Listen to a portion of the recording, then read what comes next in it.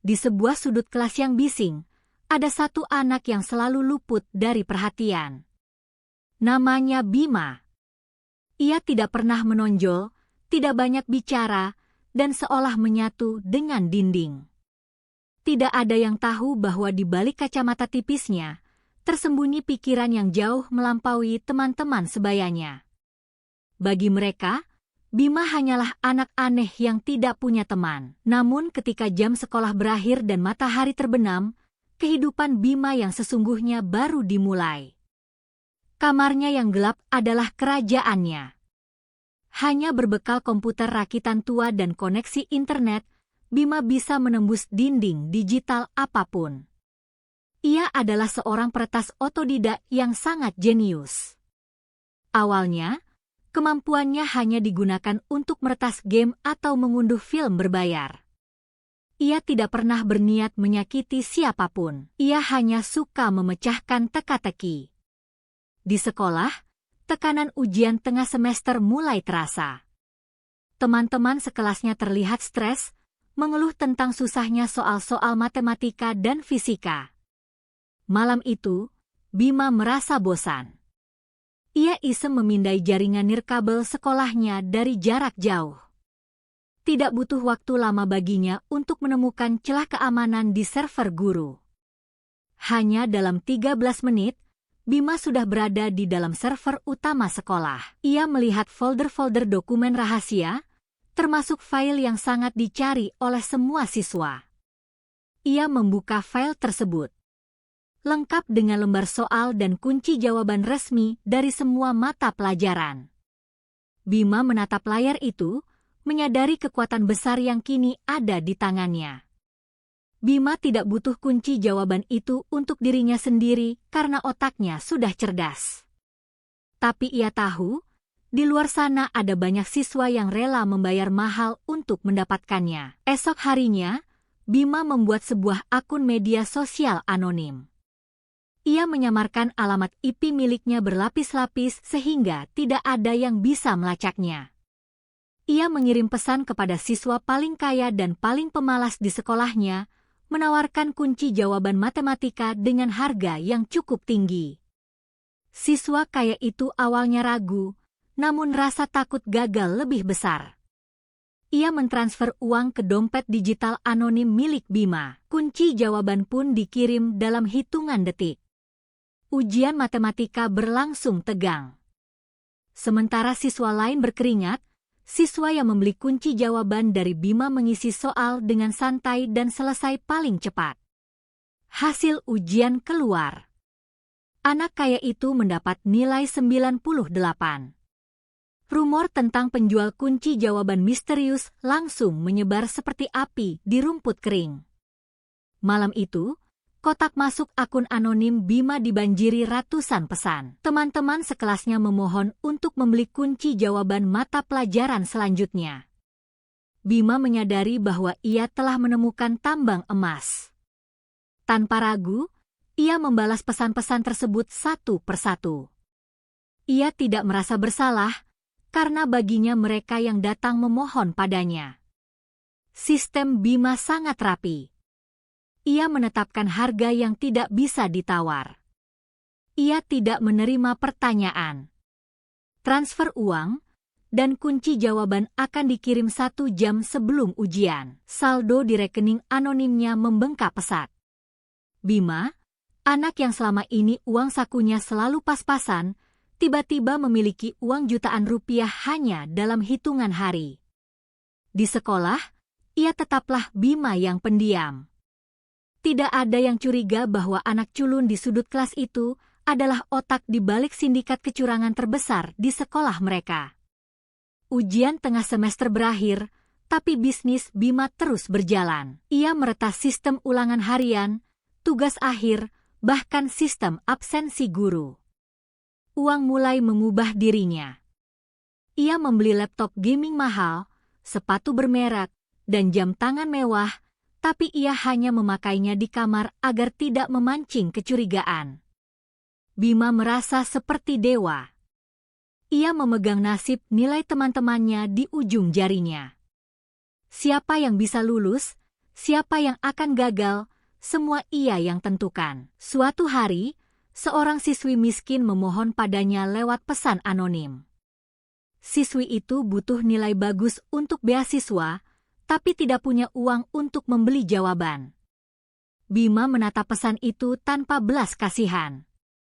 Hatinya telah menjadi sedingin kode komputer. Ia membalas dengan tegas, menolak memberikan bantuan tanpa bayaran. Siswi tersebut akhirnya gagal ujian dan kehilangan beasiswanya. Ia menangis terseduh-seduh di koridor sekolah. Bima hanya berjalan melewatinya tanpa menoleh sedikit pun. Keberhasilan di sekolahnya membuat Bima semakin serakah. Ia mulai mencari target yang lebih besar, celah keamanan di sekolah-sekolah lain di kotanya. Ia menciptakan bot otomatis yang menyusup ke puluhan server sekolah setiap malam. Mengumpulkan soal ujian dan menyimpannya di server pribadinya di luar negeri. Jaringannya meluas. Bima kini tidak hanya menjual kunci jawaban kepada teman sekolahnya, tapi kepada ribuan siswa di berbagai sekolah. Ia telah menjadi sindikat satu orang. Ia membuang seragam lamanya yang lusuh dan diam-diam memesan jas seragam custom dengan bahan mahal. Ia tetap terlihat diam, tapi auranya memancarkan kesombongan yang sunyi. Bulan berganti, dan momen yang paling menegangkan tiba, ujian serentak nasional. Nilai dari ujian ini adalah tiket masuk menuju universitas negeri ternama.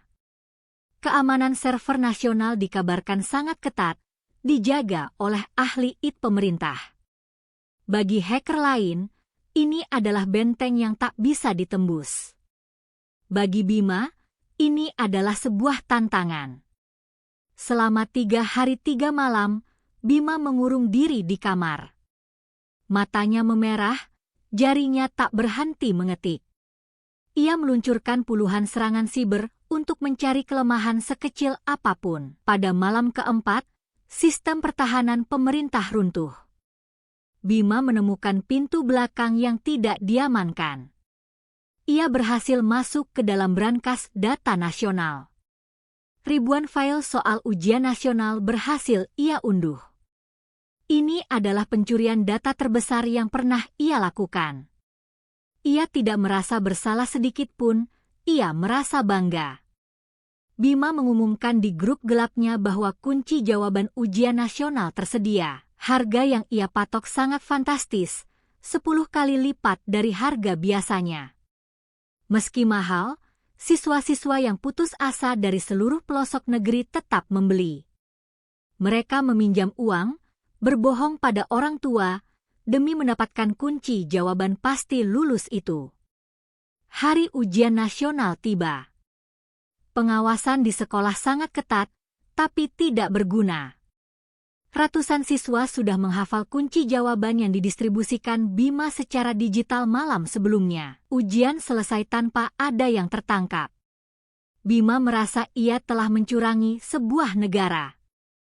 Kesombongannya mencapai titik tertinggi, ia merasa tak tersentuh oleh hukum apapun. Bima sendiri memastikan bahwa lembar jawabannya terisi dengan sempurna. Ia memimpikan kampus negeri ternama, bersiap melangkah ke masa depan yang cerah berkat kecurangannya. Sebulan kemudian, hasil ujian nasional diumumkan. Bima mendapatkan nilai sempurna di semua mata pelajaran. Ia dipanggil ke depan kelas sebagai lulusan terbaik di sekolahnya. Banyak siswa pelanggannya yang juga mendapat nilai tinggi secara tidak wajar. Sekolah mereka mendadak mendapat peringkat pertama di wilayah tersebut, menutupi kecurigaan. Bima mendaftar ke universitas negeri paling bergengsi di jurusan teknik informatika. Ia tidak pernah belajar dengan sungguh-sungguh, karena ia percaya nilainya akan menjamin segalanya. Ia mencairkan uang hasil kejahatannya dari aset kripto, menginvestasikannya ke berbagai platform gelap yang menjanjikan bunga tinggi. Ia merasa sangat pintar, seorang jenius finansial. Teman-temannya sibuk mempersiapkan tes masuk perguruan tinggi secara mandiri. Mereka begadang belajar, tapi Bima hanya bermain game, menertawakan usaha keras mereka yang ia anggap bodoh. Ia yakin tidak akan ada yang bisa menangkapnya. Ia telah menghapus semua jejak digitalnya. Ia adalah bayangan, hantu di dalam mesin yang tidak mungkin dilacak. Namun, Bima lupa satu hal. Algoritma komputer pemerintah yang baru ternyata dirancang untuk mendeteksi anomali.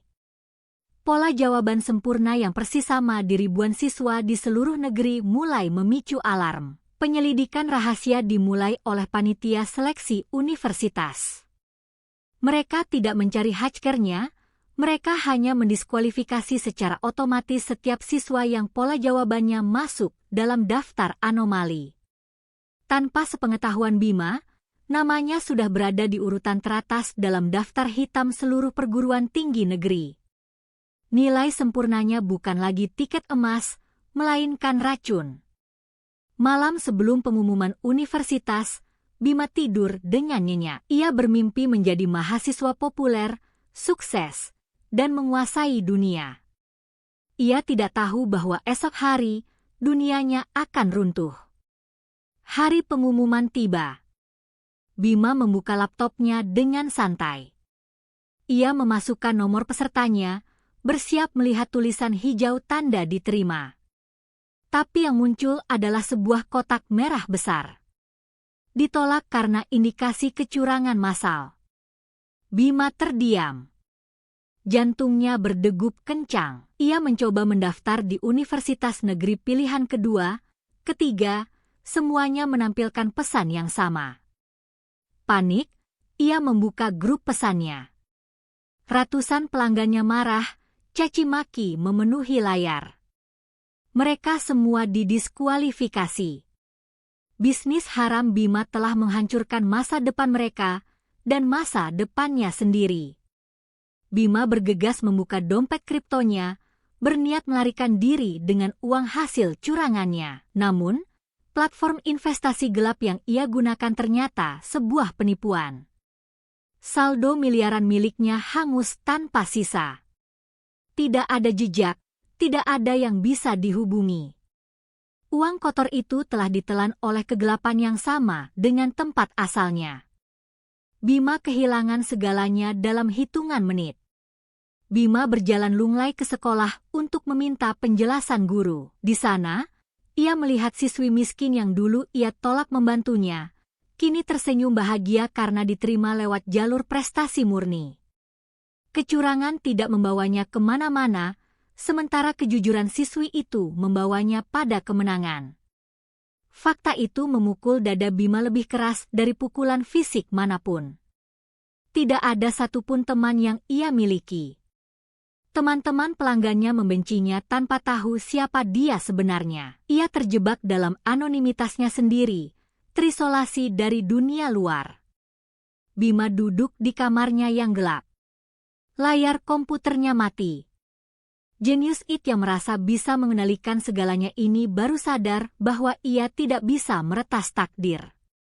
Kecerdasan tanpa moralitas adalah senjata yang pada akhirnya akan melukai tuannya sendiri.